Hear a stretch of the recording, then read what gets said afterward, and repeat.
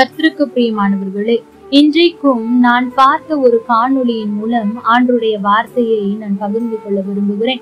ஒரு பேருந்தில் அநேகர் பயணிக்கிறார்கள். அவர்கள் எல்லாரும் ஒரு பேருந்து நிலையத்தில் இறங்குகிறார்கள். அப்பொழுது பயணிச்சீட்டு பரிசோதிக்கிறவர் அங்கே கீழே நின்று கொண்டிருக்கிறார். அநேகர் இறங்கி கொண்டிருக்கிறார்கள். முதலாவது பள்ளி மாணவர்கள் இறங்குகிறார்கள். அவர்கள் எங்கள் பள்ளிக்கு நேரமாகிறது என்று சொல்லி கடந்து போகிறார்கள். பின்பு ஒரு ஏழை சிறுவன் ஒருவன் இறங்குகிறான். அதை பார்த்து அந்த பயணச்சீட்டு பரிசோதிப்பவர், உன்னுடைய பயணச்சீட்டை காண்பி என்று கேட்கிறார். அவனும் தன் பைக்குள் தேடுகிறான். எங்கே எனது பயணச்சீட்டு என்று பார்த்தால் காணவில்லை. அவன் சொல்லுகிறான், நான் எடுத்தேன் என்று. அவனை பார்க்கும் போது அவன் எடுப்பதற்கு தகுதி இல்லாதவன் போல் காட்சி அளிப்பதால் அந்த பயணச்சீட்டு பரிசோதிப்பவர்கள் அவனை நம்பவில்லை. போட்டு அடிக்கிறார்கள். எங்கே பொய் சொல்லுகிறாயா என்றெல்லாம் அவனை கேட்டார்கள்.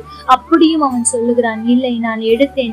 இப்படி உரையாடல் நடந்து கொண்டே இருக்கும் போது அந்த பேருந்தில் பயணித்த ஒரு நபர் கடந்து வந்தார். இந்த ஏழை சிறுவன் இன்னமும் தான் வாங்கின பயணச்சீட்டை தேடிக்கொண்டே இருந்தான்.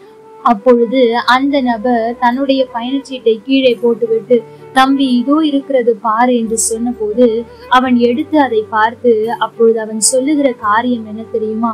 இல்லை, இது என்னுடையது அல்ல, நான் 5 ரூபாய் பயணச்சீட்டு தான் வாங்கினேன் என்று சொன்னான். அதை பார்த்த எல்லாரும் ஆச்சரியப்பட்டார்கள்.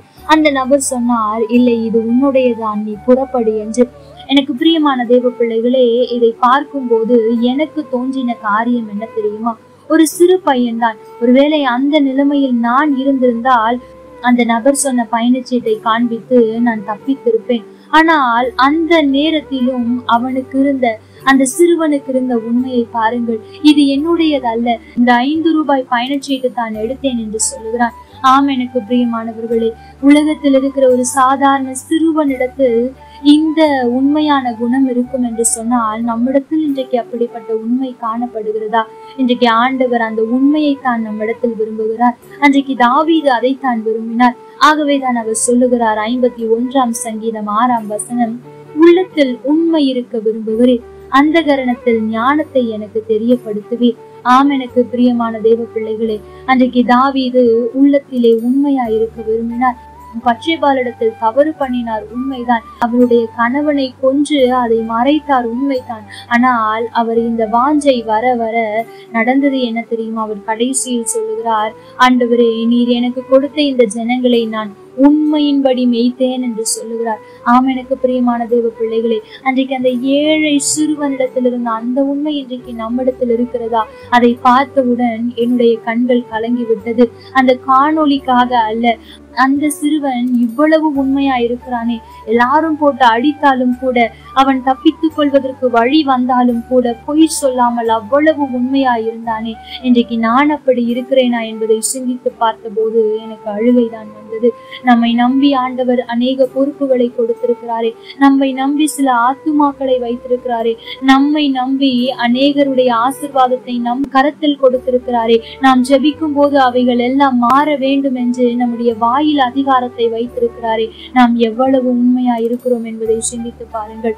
இந்த நாளிலாவது ஆண்டவரே, உண்மையாயிருக்க எனக்கு கிருபை தாரும் என்று ஜெபியுங்கள். நிச்சயம் ஆண்டவர் உங்களுக்கு உதவி செய்வார். உண்மையுள்ள மனுஷனை அவர் அப்படியே விடுகிறவரும் அல்ல, உண்மையுள்ளவனை அவர் தற்காக்கிறார் என்று வேதம் சொல்லுகிறது. உண்மையுள்ள மனுஷன் பரிபூர்ண ஆசீர்வாதங்களை பெறுவார் என்று வேதம் சொல்லுகிறது. அவை எல்லாவற்றையும் சொன்னபடி செய்ய அவர் வல்லவர். ஆனால் எப்பொழுது தெரியுமா? நாம் உண்மை உள்ளவர்களாய் இருக்கும் போதுதான்.